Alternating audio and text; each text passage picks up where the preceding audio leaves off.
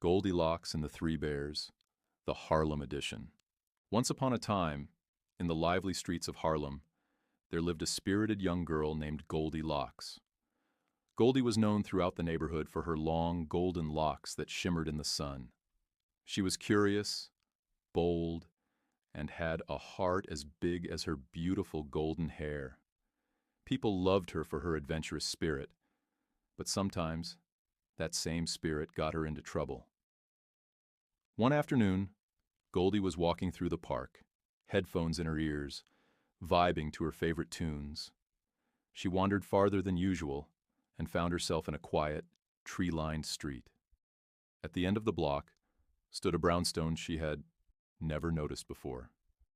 The door was slightly open, which instantly piqued her curiosity. I wonder who lives there, she thought. Being Goldie, she decided to check it out.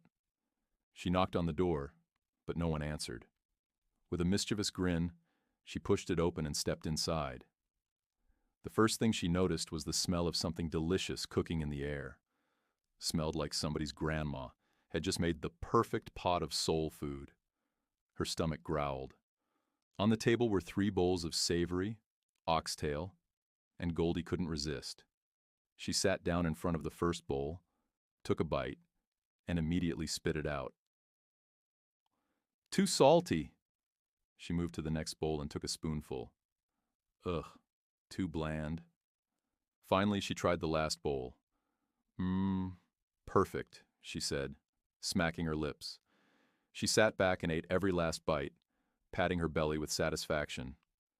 Feeling a little sleepy after her meal, she wandered into the living room, where there were 3 big, cozy chairs. Maybe I'll chill for a minute, she thought. She plopped down in the first chair, but it was too stiff. Nah, this ain't it. She moved to the next chair, but it was too soft. Ugh, feels like I'm sinking in quicksand. Then she sat in the last chair, which was just the right amount of comfy. This is the spot, she said, kicking off her sneakers and putting her feet up. But before she knew it, crack. The chair broke into pieces under her, sending her tumbling to the floor. Goldie groaned, dusted herself off, and decided it was time for a nap after all that excitement. She climbed the stairs and found 3 beds. The first one was too hard. The second one was way too soft. But the last one was perfect, so she curled up and fell fast asleep, her golden dreadlocks spread across the pillow like a shining crown. While Goldie was napping, the owners of the brownstone, the bears, who had been out in Harlem that day, came home. Biggie Bear, Shawty Bear, and the baby of the bunch, Lil Bear, opened the door and immediately noticed something was off. "Someone's been eating my food," Biggie growled, looking at his bowl. "And mine too," Shawty said, narrowing her eyes. Lil Bear looked at his empty bowl and pouted. "And they ate all of mine." They moved into the living room and noticed the broken chair. "Someone's been sitting in my chair," Biggie said, hands on his hips. "And mine," Shawty added. Lil Bear shook his head. "And they straight up broke mine." Finally, the family crept upstairs to check the bedrooms. "Someone's been sleeping in my bed," Biggie boomed. "And mine," Shawty echoed. Lil Bear tiptoed to his bed and gasped, "Someone's been sleeping in my bed, and she's still here." Goldie woke up with a start, blinking her eyes to see 3 very tall and very unhappy bears staring down at her. "Oh snap!" she shouted, leaping out of bed. "I didn't mean to crash your spot like this." Biggie crossed his arms. "You come into our home, eat our food, break our stuff, and sleep in our beds? What do you have to say for yourself?"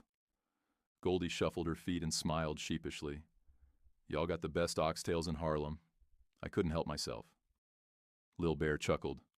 "You know that's right." Shawty raised an eyebrow. "Next time, you knock before you walk into someone's house, girl." Goldie nodded.